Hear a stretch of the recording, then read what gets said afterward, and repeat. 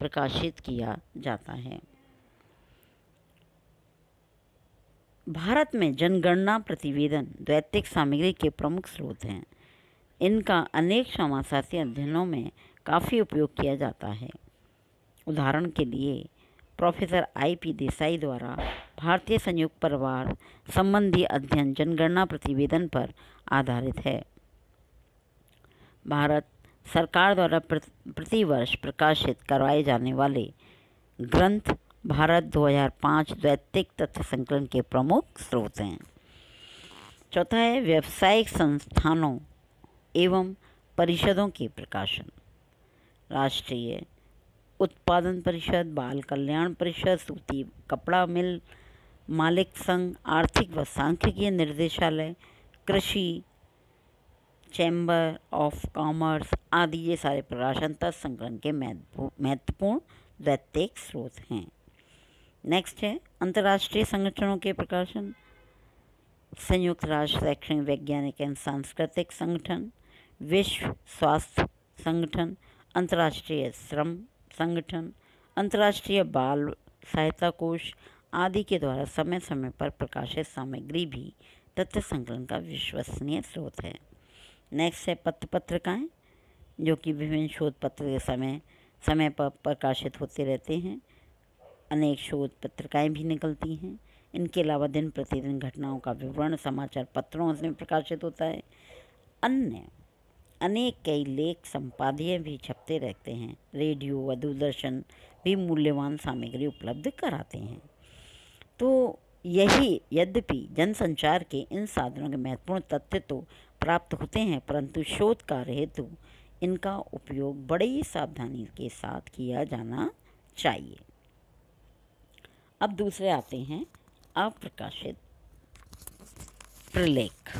सरकारी व गैर सरकारी संगठनों द्वारा एकत्रित कुछ सामग्री उनकी गोपनीयता को बनाए रखने हेतु प्रकाशित नहीं कराई जाती, जबकि कुछ सामग्री आर्थिक व अन्य कारणों से प्रकाशित नहीं हो पाती।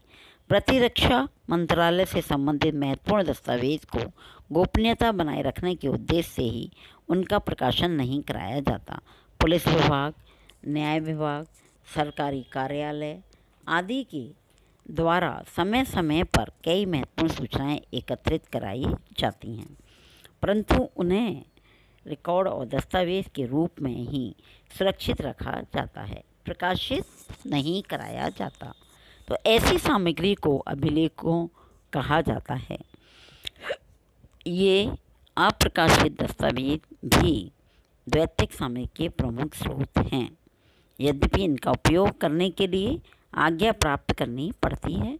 अप्रकाशित प्रलेख के अंतर्गत द्वैतिक सामग्री में निम्नलिखित स्रोत आते हैं, जैसे अभिलेख, अनुसंधानकर्ताओं के प्रतिवेदन, पांडुलिपियाँ, अप्रकाशित लोकगीत, लोक संस्कृति, शिलालेख और लोक गाथाएँ। ये सारे क्या हैं? हमारे अप्रकाशित लेख हैं। अब आता है प्रलेखीय सामग्री के उपयोग संबंधी समस्याएं।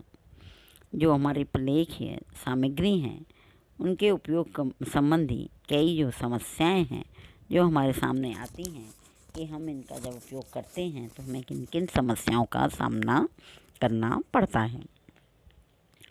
तथ्य संकलन के द्वैतिक स्रोत चाहे व्यक्तिगत प्रलेख के रूप में हो या सार्वजनिक, चाहे वे प्रकाशित हों या अप्रकाशित, परंतु सामाजिक शोध की दृष्टि से उनकी काफ़ी उपयुक्तता है। कोई भी शोधकर्ता जब तक उसके अध्ययन विषय में संबंधित द्वैतिक सामग्री का पूरी तरह अध्ययन नहीं कर लेना, तब तक उसे अध्ययन हेतु आवश्यक आधार नहीं मिल पाता है। वह आवश्यक प्रश्नों एवं प्रकल्पनाओं की रचना नहीं कर पाता है। पूर्व में किए गए अध्ययनों को दोहराने की भूल से बच नहीं सकता। अतः शोधकर्ता के लिए उपलब्ध द्वैतिक सामग्री का पूरा उपयोग करना नितांत आवश्यक है।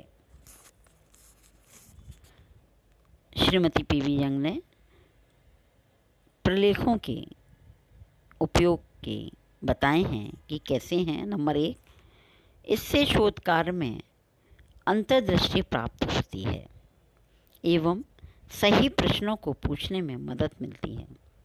दूसरा, इससे अध्ययन की विधियों का चयन करने में मदद मिलती है। तीसरा, इससे प्रकल्पना के निर्माण एवं परीक्षण में मदद मिलती है।